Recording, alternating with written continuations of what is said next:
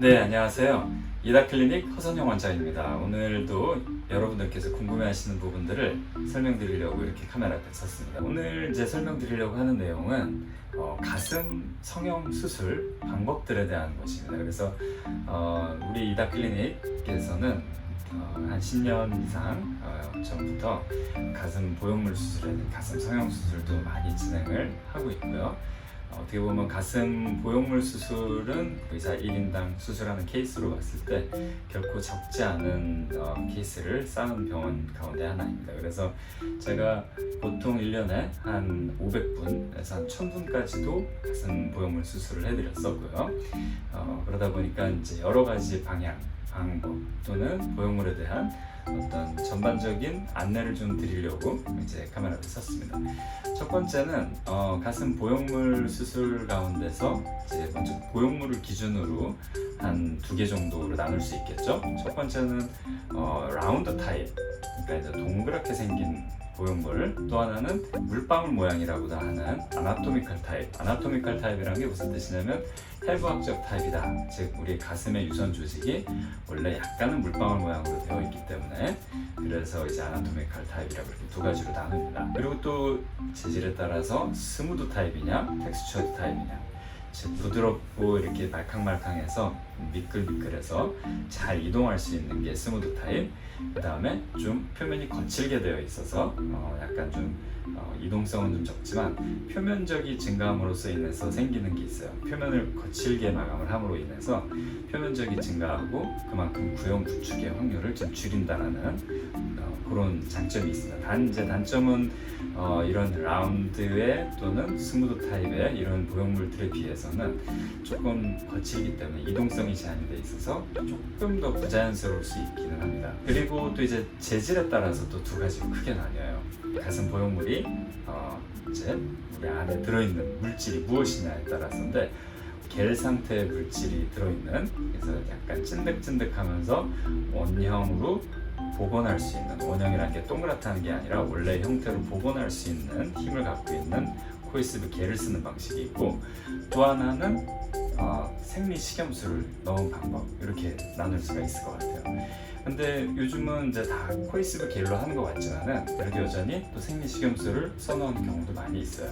그래서 제가 오늘 상담드린 고객님 가운데 한 분께서는 코이스브 겔이 아니라 생리식염수로 수술을 하셨는데, 그 수술을 하신 이유로 꼽는 가장 좋은 이유로 본인께서 말씀하셨던 거는, 만약에 이제 보형물이 터지거나 이랬을 때 바로 알 수 있다는 거죠. 근데 이게 단점일 수도 있지만 장점일 수도 있는 거죠. 어떤 보형물의 상태에 문제가 생긴 거를 즉시 알아챌 수 있다는 거죠. 대신에 이걸 재수술을 할 때까지는 짝짝이로 살아야 된다는 거, 몇 개월이 될지 몇 주가 될지 수술 일정이 잡힐 때까지는 그런 단점은 좀 있을 것 같아요. 근데 이제 코이스브 겔 같은 경우에는 찢어지더라도 어느 정도 그 원형으로 복원하려는 이 겔 상태의 물질이 그런 성질을 갖고 있기 때문에 캡슐 바깥으로, 즉 우리 실리콘으로 만든 그 캡슐 바깥으로 보형물의 내용물인 코이스브 겔이 빠져나오더라도 다시 원형으로 자꾸 돌아오려고 해요. 굉장히 재밌어요. 이게 찢어진 상태에서 코이스브 겔을 짜면은 이만큼 거의 대부분이 다 튀어나온 것 같다가도 다시 힘을 빼면은 코이스브 겔이 이 안쪽으로 다 들어갑니다. 그만큼 점성이 강한 한 덩어리의 물질이라고 보면 돼요.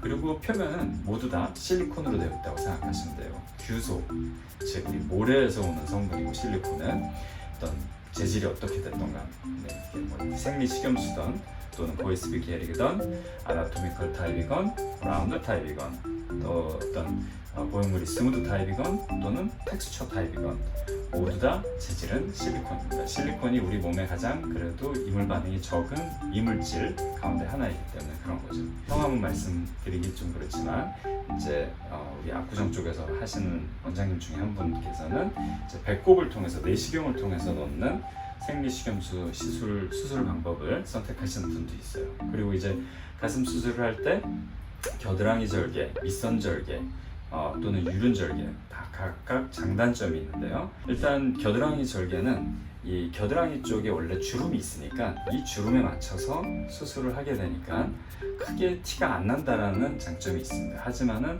사실 요즘 민소매도 많이 입고 또 제모를 다 하기 때문에 흉터가 생기면은 조금 보여요. 그래서 흉터가 좀 적게 남는다, 안 보이는 부분에 있다라고 표현하기는 어렵다는 거죠. 근데 이제 겨드랑이 절개는 박리가 조금 일단 어떤 층을 잘 타게 되면, 근육하 층을 잘 타게 되면 굉장히 빨리 박리해서 근육 밑에 보형물을 넣는 데 있어서는 굉장히 압도적으로 좋은 방법 중에 하나입니다. 시술자 면에서. 그리고 이제 밑선절개도 많이 하는 방법 중에 하나인데요. 약간 이렇게 가슴이 이제 보형물 수술하시는 분들도 다 볼륨은 있어요.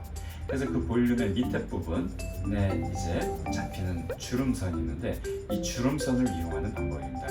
이 방법은 우리 생리식염수를 배꼽으로 넣는 방법, 밑선절개, 이 두 가지 방법은 다 출혈이 적고 회복이 빠르다는 거, 근육 밑에 넣지 않고 근육 위에 넣기 때문에 굉장히 빨리 회복할 수 있다는 게 장점입니다. 근육 밑에 들어가면 뼈하고 근육을 박리해서 이 공간 속에 넣는 거기 때문에 한 2주에서 한 달 정도 고객님들께서 통증을 느낄 수가 있죠. 근데 이제 밑선절개는 또는 생리식염수를 배꼽으로 들어가는 방법은 그냥 다음 날부터 생활 가능하시다고 보시면 되세요. 그다음에 유륜절개는 유륜이 크시거나 또는 이제 유륜절개도 밑선절개처럼 통증이 좀 적게 갈 수 있는 장점은 있는데 약간 애매해요. 밑선절개처럼 확실하게 근육 위 그리고 유선 조직 아래 요층을 깨끗하게 타고 들어갈 수 있는 것도 아니고, 그렇다고 근육 밑층을 찾아서 들어갈 수는 더 어렵고, 그러다 보니까 아무래도 층이 어정쩡하게 들어가요. 그런데도 여전히 좀 그 방법에 익숙하신 분들은 꽤 쓰시는 방법 중에 하나인데 저는 그닥 그 장점은 없는 것 같아요. 그리고 많이 시술되는 케이스도 없고요. 그래서 유륜절개, 밑선절개, 겨드랑이절개 이렇게 또 절개 방법에 따라서도 분류가 가능할 것 같아요. 그리고 오늘 이제 이다클리닉에서 이런 이제 가슴 보형물 수술에 대한 정보를 남겨드린 것 중에 하나는 이제 가슴 보형물로만 해결이 안 되는 경우, 또는 가슴 보형물을 했는데 이거를 어떤 이제 암의 위험이라든지 또는 구축의 위험 이런 것 때문에 제거하신 경우에 너무 고민하시지 않으셔도 된다는 점. 요즘은 이제 가슴에 필러를 또 많이 시술을 하시기 때문에 저 같은 경우는 특히 가슴 보형물 수술과 필러 수술을 각각 굉장히 많은 케이스를 제가 봤을 때는 저만큼 이렇게 균형 잡히게 많이 한 선생님들이 많지는 않으실 것 같아요. 그만큼 저희가 보형물과 그다음에 가슴 필러에 대한 이해도가 높기 때문에 좀 더 예쁜 디자인을 또 그다음에 안전한 방식으로 이제 추구를 해드릴 수 있을 것 같아요. 사실 보형물이 있는 상태에서 필러 시술을 원하시는 경우도 그 시술이 가능하시고요. 그 다음에 보형물이 없는 상태에서, 보형물을 제거한 상태에서 필러 시술을 하는 것도 가능합니다. 그래서 어떤 경우 필러가 도움이 되는지에 대해서 한번 다음에는 또 설명을 드리도록 하겠습니다. 감사합니다.